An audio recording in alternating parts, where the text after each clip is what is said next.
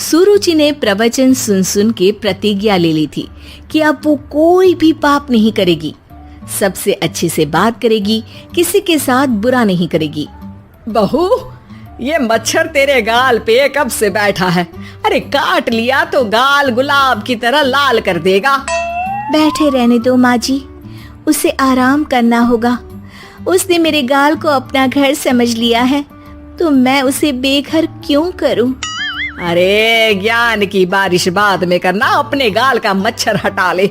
Malaria हो गया तो तुझे आराम करना पड़ेगा।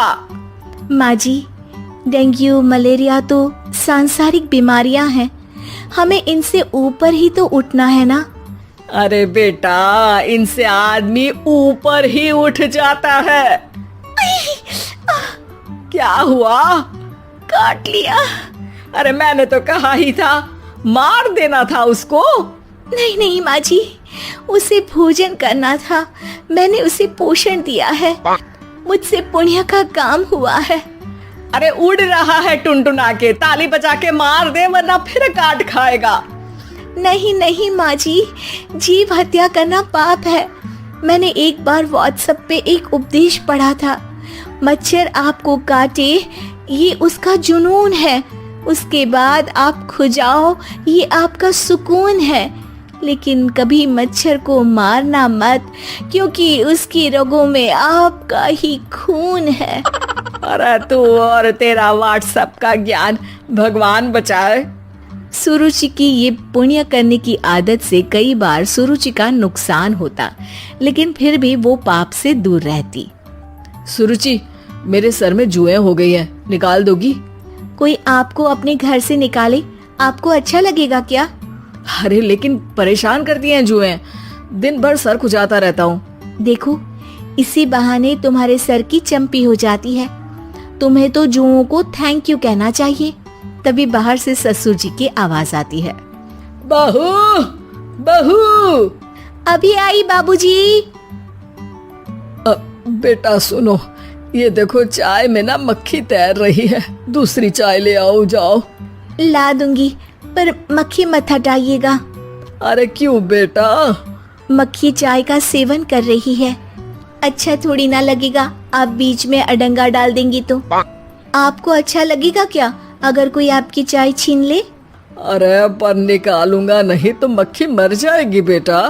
नहीं नहीं बाबूजी, आप उसे पीने दीजिए, पीकर उड़ जाएगी। लेकिन बाबूजी मक्खी के साथ ही चाय पी जाते हैं। ये क्या किया बाबूजी? अरे मक्खी सिर्फ चाय ही क्यों पिए, आज सुबह मैंने मिठाई भी खाई है, पेट में ही है, वो पेट में चाय भी पीती रहेगी और मिठाई भी खाती रहेगी। सुरुचि को समझ में नहीं आता कि वो बाबूजी के इस कारनामे पर क्या जवाब दे। वो सास के पास जाती है। सास के हाथ में एक खटमल मारने की दवाई है। माँ जी, आपके हाथ में ये क्या है? अरे बेटा, तू तो बीए पढ़ी है, इतना तो पढ़ने में आया ही होगा कि ये खटमल की दवाई है। माँ जी, आप क्यों मार रही हैं खटमल? मत मारिए माँ जी, आप अपनी नींद के लिए खटमलों को हमेशा के लिए सुला देना चाहती हैं। अरे अब चुप भी हो जाओ देवी, पुरानी दवाई है, एक्सपायर हो गई है, फेंकने जा रही हूँ, नहीं मार रही हूँ खटमल। और वैसे भी खटमल से ज्यादा तो तूने हमारी नींद हराम कर रखी है। माँ जी, पुण्य करना चाहिए, आपको तो ज्यादा करना चाहिए, आपकी तो उम्र भी हो रही है। अरे उम्र से याद आया, बैंक में जाकर जन्म तारीख सही करवानी है, तैयार हो जा, कल स्कूटी चला के ले जाना मुझे।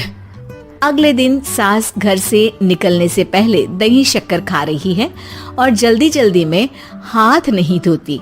बहू स्कूटी निकालती है और सास ताला लगाती है। ताला लगाते वक्त शक्कर के दाने ताले पे रह जाते हैं और दोनों सास बहू हड़बड़ी में घर से बाहर निकल जाती हैं।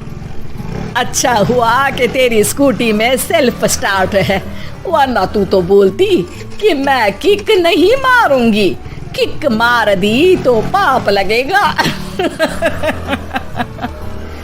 माँ जी, इस तरह मजाक करना भी पाप होता है। दोनों सास बहू बैंक पहुँचती हैं। अभी लंच टाइम है, बाद में आना। अरे भाई साहब सुन तो लो, करवाना क्या है? अरे जन्म तारीख बदलवानी है, कैसे बदलेगी? अब किसी और तारीख को पैदा हो जाओ। यही चुटकुला आप अपने मैनेजर को भी सुना पाओगे ना? वो भी हंस ले थोड़ा, अभी बुलाती हूँ। अरे रुकिए रुकिए, ये फॉर्म भरिए और आधार कार्ड दीजिए। अरे राम रे, आधार कार्ड तो भूल ही गई, उसके बिना तो नहीं होगा। अरे बहू जा, घर से जल्दी से मेरा बटुआ उठा ला, उसमें मेरे सारे कार्ड रखे हैं। जा जा जल्दी लेकर आ, वरना बैंक बंद हो जाएगा और कल मुझे अपनी बहन के यहाँ भी तो जाना है ना। जी माँ जी, अभी गई और अभी आई। अरे रुक, चाबी तो लेकर जा घर की। बहू जल्दी से घर पहुंचती है, लेकिन घर पहुंचते ही देखती है कि ताले पे बहुत सारी चींटियां हैं, जो माँ के ताला लगाते वक्त हाथ से ताले पे शक्कर छूट जाने के कारण आ गई थी। चींटियां, हट जाओ, मुझे आधार कार्ड निकालना है। बहू चींटियों को हटाती नहीं है, उनसे मिन्नतें करने लगती है। सुनो, हट जाओगी तो और भी शक्कर के दाने खिलाऊंगी।